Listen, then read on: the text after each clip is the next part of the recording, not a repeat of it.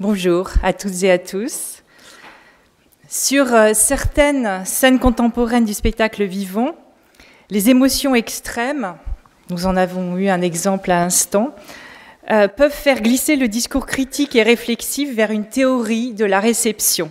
Elles cultivent alors l'esthétique du choc, analysée par des chercheurs en art, tels Josette Ferral dans Théorie et pratique du théâtre, ou par Catherine Grenier dans son ouvrage La revanche des émotions.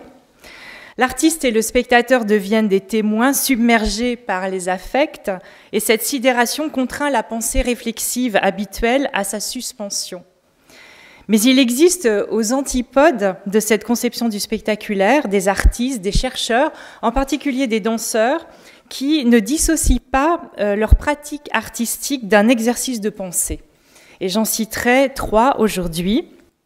Nadia Vadori-Gauthier, docteur en art et chercheur, se produit au quotidien et principalement au cœur de l'espace public dans une œuvre appelée « Une minute de danse par jour ». Elle expérimente notamment le devenir animal, dans le sens où l'entendent Gilles Deleuze et Félix Guattari dans 1000 plateaux, qui ne consiste pas à imiter, mais à être aux aguets à chaque instant, à partir d'une pratique somatique fondée sur la vibration cellulaire, et sur des micro-mouvements quasiment imperceptibles et sans cesse renouvelés. Nadia Vadori-Gauthier invite à penser le corps hors de toute représentation externe normée, comme une sorte de processus infini et extraordinaire entre l'informe et la forme, entre l'humain et le non-humain. Elle fait irruption dans des espaces publics improbables, où l'on ne montre pas, où l'artiste n'est pas consommé par un public programmé. Et elle poste chaque jour sur des réseaux sociaux et pour des centaines de spectateurs virtuels la vidéo de cette minute de danse qu'elle monte elle-même. Second exemple, Bartabas et son théâtre équestre de Zingaro, qui présente actuellement Ex Anima, considéré comme leur ultime création après 33 ans d'existence. Les acteurs, les cavaliers, ont disparu de la scène, les chevaux évoluent librement dans un espace circulaire entouré par le public. Dans ses entretiens à France Culture en janvier 2018, Bartabas explique que ces chevaux sont des danseurs, car il partage avec eux la même fragilité. Il définit son travail en tant que, je cite, « pensée cheval », entretien intime avec le cheval. Il s'agit de vivre un état de centaure, dont la réflexion, l'écoute, se fonde sur l'attachement constant aux soins du cheval et sur l'évitement de toute souffrance physique. Il rappelle ainsi l'équivalence en ancien français des verbes penser avec un E et penser avec un A, synonyme de soin, d'écoute silencieuse, d'attention à la disparition. Autant de mots essentiels proposés par Bartabas pour tenter d'ouvrir la pensée du spectateur à l'altérité, à un monde extraordinaire en ce qu'il dépasse l'humain. Troisième exemple, Kitsou Dubois, danseuse contemporaine, qui a vécu de manière exceptionnelle 20 vols paraboliques en apesanteur. Et grâce au film de ses expérimentations, elle cherche à transmettre à ses danseurs ces mouvements extraordinaires générés par cette approche de la gravité zéro, qui en réalité est impossible physiquement sur Terre. Les nouvelles technologies lui permettent de projeter sur scène les images de ces états de corps pour permettre au public de s'en approcher. Et ces créations sont inséparables d'une recherche scientifique en neurophysiologie, en astronomie, en danse notamment, qu'elle continue à mener depuis son doctorat. Alors ces 3 artistes posent une question commune au spectacle vivant. Sur quoi fonder actuellement la coprésence acteur-spectateur? Et ils partent d'un point commun, l'articulation entre l'imprévisible et la durée. Et une pensée qui, à chaque instant, est au service de l'altérité. Le lien étymologique indivisible entre les verbes penser et soigner est activé chez ces 3 artistes. Donc la pensée est créatrice si elle prend soin de 3 choses. 1. Préserver l'immense et incessante durée du processus de création. 10 ans pour Kitsou Dubois, 3 ans pour Nadia Vadori-Gauthier, entre 8 mois et 20 ans pour Bartabas. Deuxièmement, résister au monde visible de la représentation par cette attention extrême aux micro-mouvements. 3, exercer la disponibilité, donc la pensée comme ouverture, comme écoute à l'inconnu, à l'extraordinaire, qui se vit paradoxalement dans l'intimité de ces mouvements organiques. Donc 3 propositions artistiques pour penser le corps à partir d'une altérité qui se nomme le microcellulaire, le cheval et l'extraterrestre. Nous savons que les cultures se définissent en grande partie par des habitus. La recherche des mouvements dansés de ces 3 artistes, donc qui cherchent à sortir radicalement de l'ordinaire, génère-t-elle un nouveau type de relation entre les cultures? S'agit-il de transculturalité? Dans quel sens? Est-ce l'idée ou l'idéologie d'un corps universel qui est en jeu au-delà des différences culturelles? Ou bien tout simplement l'action d'une traversée ensemble de l'inconnu, d'une sorte de processus collectif de création ou d'une nouvelle culture en devenir. Voilà, donc je vous montre, pour vous faire une idée de ce que proposent ces artistes, une vidéo, enfin c'est un petit montage vu le temps imparti qui sera seulement de 20 secondes pour chacun de ces exemples. Et donc on va commencer avec avec Nadia Vadori-Gauthier. C'est une des minutes de danse que je vais analyser brièvement aujourd'hui. Ensuite, un extrait du teaser de Bartabas, donc Ex Anima, et puis un extrait d'une vidéo aussi disponible sur YouTube de Kitsou Dubois qui s'appelle Trajectoire fluide, son spectacle présenté à la Villette en 2002, Trajectoire fluide. Voilà, donc juste 20 secondes sur chacune de ces créations.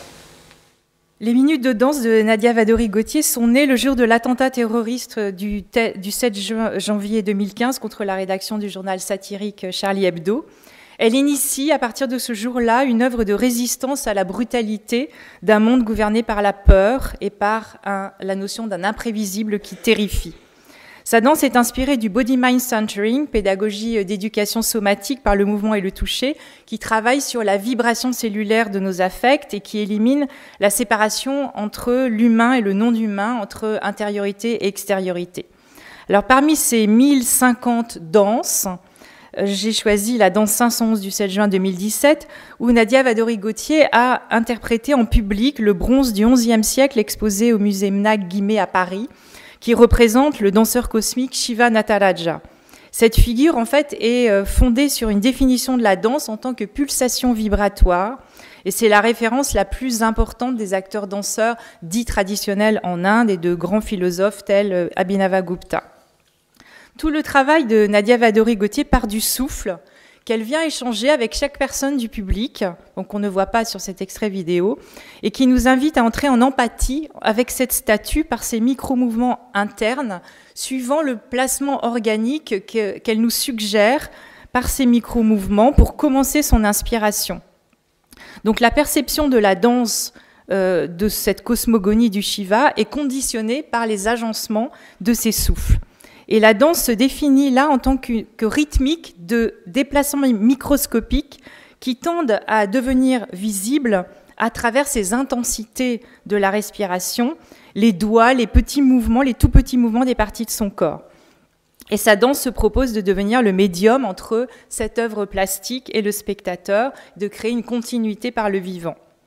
Alors, l'originalité de cette proposition d'interprétation est de dégager la pensée des attributs symboliques de cette divinité de l'Inde et les mythes qui lui sont liés, pour ne retenir que l'idée de cette première vibration sonore, celle du souffle qui provoque un mouvement qui devient de la danse.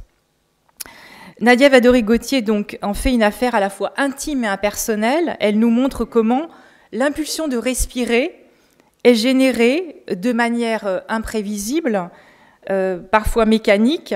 L'affect va manifester un quart de seconde l'étonnement ou la peur, le plaisir ou la répulsion. Et ces agencements d'affect ne racontent aucune histoire, sinon leur propre temporalité. Je la cite dans l'ouvrage collectif « Danser, résister », qui vient juste de sortir sur son travail. Cette danse rythmique est avant tout vibratoire, elle va dans l'infiniment petit et dans l'infiniment grand. C'est une danse de la matière subatomique.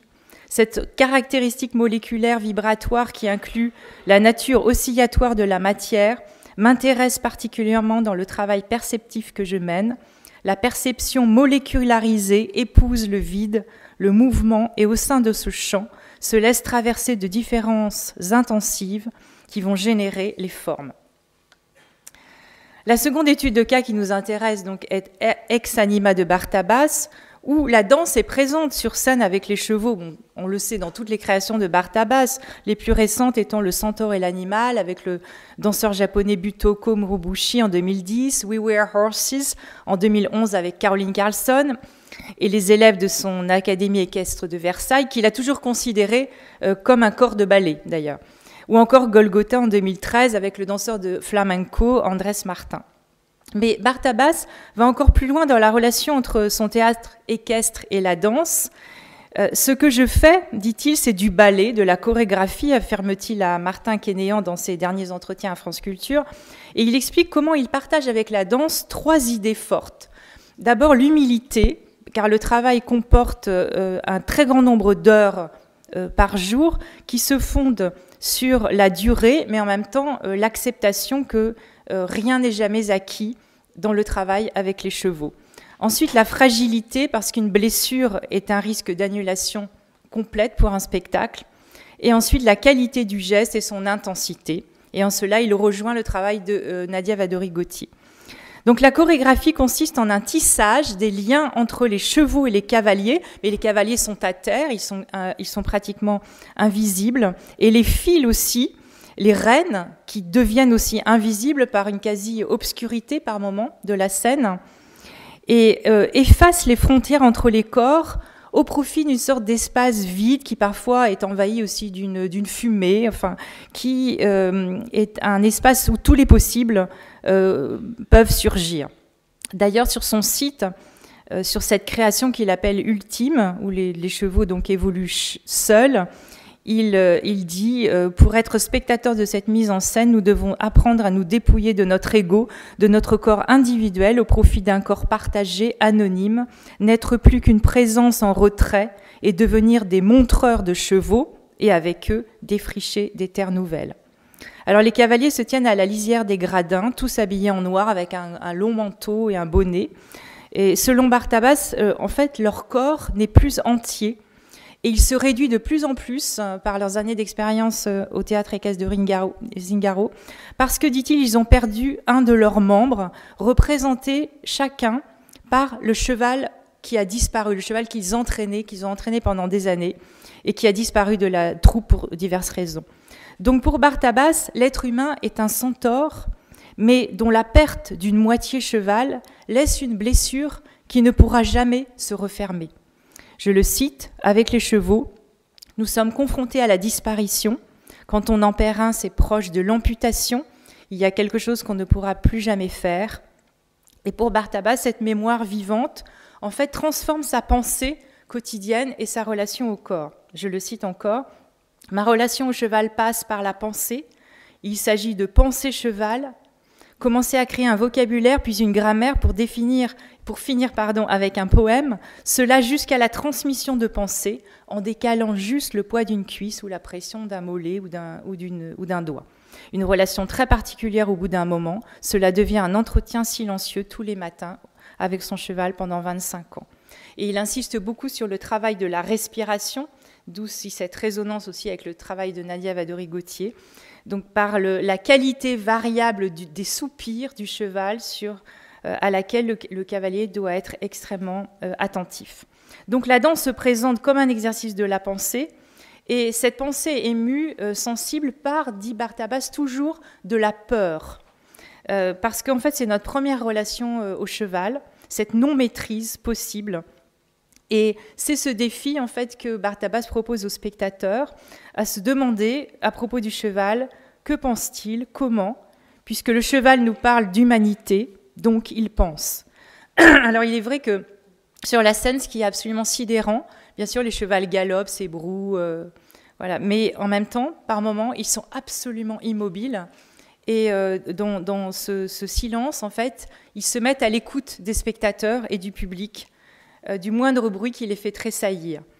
Donc selon Bartabas, en fait, sa pensée médite sur elle-même en tant que soin, donc attention constante à l'altérité, prévention de toute douleur, et il dit que c'est là la différence avec le danseur, car le cheval, dit-il, ne peut accepter la souffrance. L'expérience de la pensée proposée aux spectateurs dans Ex Anima, dont le sujet est le souffle de l'âme, vous l'avez compris, est présentée aussi sur le site de Zingaro, Il nous explique en fait que les moments où le troupeau est absolument immobile, c'est un espace de sagesse qui s'ouvre et qui passe par l'écoute de la respiration du cheval et de sa propre respiration. Donc Bartabas a souvent insisté dans ses créations sur cette dimension très intériorisée d'une scène en fait qui s'invente, intériorisée, qui se vit presque dans le noir ou les yeux fermés, comme lui dans sa pratique quotidienne avec son cheval, jusqu'à effacer la notion de spectacle. Et les moments dans l'obscurité quasi complète aussi sont importants, notamment dans sa dernière création Ex Anima. Je le cite également à ce propos, ce n'est pas un spectacle. C'est un moment éphémère qui n'existe que dans la mémoire des gens qui l'ont vu. Je ne veux pas qu'il soit fixé par une photo. C'est un instant fugitif pour montrer un homme et un cheval qui s'écoutent. C'est de l'anti-représentation du domaine de l'impalpable. D'où l'extrême difficulté d'avoir des documents audiovisuels sur ces créations. Kissou Dubois est une danseuse française qui a vécu une réelle expérience en apesanteur une vingtaine de fois, pendant les entraînements d'astronautes du CNES. Et elle a fait une thèse en 1999 en danse et en neurophysiologie sensorielle. Et actuellement, elle travaille avec des laboratoires du LabEx Art H2H à Paris 8. Donc en fait, il lui a fallu 10 ans pour commencer à pouvoir formuler son expérience en apesanteur. Et elle a fait filmer ses vols paraboliques, surtout pour servir à l'entraînement des danseurs et se remémorer les sensations vécues. Parce qu'en fait, ces sensations disparaissent extrêmement vite, explique-t-elle. D'autant que, en fait, la sensation, c'est celle de ne plus avoir de corps quand on est en vol parabolique, donc avec la gravité presque zéro, presque. Donc, elle nous explique en fait qu'elle n'a plus que des yeux. En fait, elle ne sait plus où sont ses mains, ses pieds. Il y a une perte totale des dimensions du corps habituel qui, en fait, se dilate dans tout l'espace visible et l'espace invisible.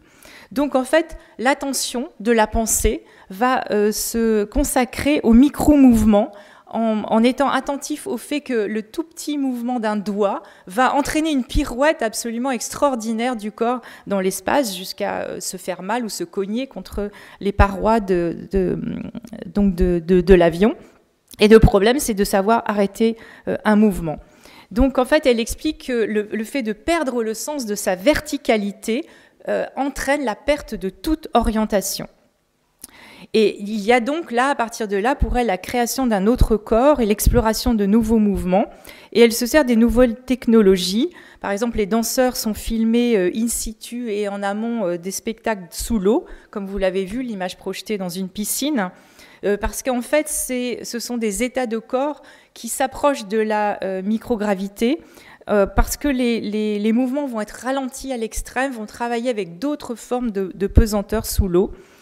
Et elle exprime cet état d'esprit, en fait, que l'état de microgravité, c'est un état d'esprit qui existe selon la concentration de la pensée qui va devoir créer dans un lieu du corps, comme on le souhaite, un centre de gravité, mais qui n'est plus le même que sur Terre. Elle l'exprime ainsi dans sa thèse. En apesanteur, je sais, dans mon état d'esprit, que mon centre de gravité serait plutôt de l'ordre d'un point et non d'une droite. Je sais qu'il est subjectif, qu'il n'est pas matériel, qu'il dépend de mes intentions, de mes tensions et qu'il peut se déplacer. Elle travaille beaucoup avec des circassiens également pour être dans ce ralenti et ce travail avec la possibilité d'une chute. Donc ces trois exemples, en fait, d'une manière assez radicale, transforment l'image en figure, en fait, c'est-à-dire en une forme formante en devenir, sans imitation d'un corps habituel connu. J'entends là l'image telle que l'entend Georges Didier Huberman dans son ouvrage Devant l'image, c'est-à-dire que c'est complètement dépendant de ce qu'il appelle le principe d'incertitude qui allie le voir au non-savoir. Et justement, il y a des images fondamentales qui gouvernent ces trois études de cas. L'image du centaure, qui devient avec Bartabas la figure du cavalier qui reste amputé, car tout nouveau cheval laisse ouverte la blessure du précédent qui a disparu. L'ancien français qui allie la pensée, la méditation et le pansement exprime à la perfection ce travail de Bartabas. L'image du danseur cosmique Shiva Nataraja devient figure avec Nadia Vadori-Gautier, dont la pensée se fonde sur le somatique, sur une attention constante aux variations des affects, où l'immobilité d'une sculpture devient quasiment impossible. La danse de Kitsu Dubois transforme l'image mythique d'Icare en figure de micro-mouvements qui fabriquent une microgravité variant entre des états de corps, mais qui sont liés à l'imagination créatrice. Et ces nouvelles figures du centaure, du Shiva, danseur cosmique, et d'Icare traversent les cultures qui s'y réfèrent sans s'y arrêter, donc chez ces trois artistes. C'est un mouvement en cela transculturel engagé parce que la danse, en fait, résiste à la tentation de l'universel. C'est-à-dire que, d'une part, il ne s'agit pas de renvoyer le spectateur à ses mythes ou à une définition a priori de son humanité qui, par exemple, est soumise à la peur pour Barthabas, soumise aux affects pour Nadia Vadori-Gautier, soumise à la gravité pour Kitsu Dubois, mais l'accent est mis sur le préfixe trans en tant que traversée, processus sensible, impersonnel, non maîtrisable, qui ne s'arrête jamais. Alors, l'extraordinaire est à vivre dans un mouvement nouveau qui brise le conditionnement habituel des habitus. Donc, il devient organiquement le plus petit possible, micro-mouvement des molécules, tressaillement de la robe du cheval ou de ses oreilles, chuchotement du cavalier, orientation organique et à peine esquissée d'une phalange dans l'espace sans gravité, ou des doigts sur les rênes tenus à distance par les cavaliers d'Exanima qui sont juste suggérés. Donc, ce soin de la pensée aux choses les plus insignifiantes sur scène, et certes au service de l'imprévisible, de la fragilité, de l'altérité, mais cette qualité d'attention qui définit l'exercice de la pensée repose sur une très longue préparation, un entraînement constant, un échauffement quotidien, dont la scène avec le public est juste un moment partagé. Ces artistes valorisent dans leurs écrits, dans leur communication, le fait que leurs processus de création sont extrêmement lents et même ralentis pour pouvoir mieux les penser, les percevoir, les expérimenter. Et la pensée naît d'un savoir-faire, donc de cette longue pratique assidue et d'une remise en question permanente de ce qu'est l'humanité sous le joug de l'imprévisible. Ces arts vivants ouvrent à une pensée du corps en tant que collectif, être ensemble, dont la seule constance est son devenir, et la résistance à tout formatage, dans le sens où l'entend Gilles Deleuze lorsqu'il définit l'acte de création dans sa conférence publique qui porte ce nom. Je le cite pour terminer. L'acte de résistance, il me semble, a deux faces. Il est humain et c'est aussi l'acte de l'art. Seul l'acte de résistance résiste à la mort, soit sous la forme d'une œuvre d'art, soit sous la forme d'une lutte des hommes. Et quel rapport y a-t-il entre la lutte des hommes et l'œuvre d'art ? Le rapport le plus étroit et pour moi le plus mystérieux, exactement ce que Paul Klee voulait dire quand il disait « Vous savez, le peuple manque. Il n'y a pas d'œuvre d'art qui ne fasse pas appel à un peuple qui n'existe pas encore. » Je vous remercie.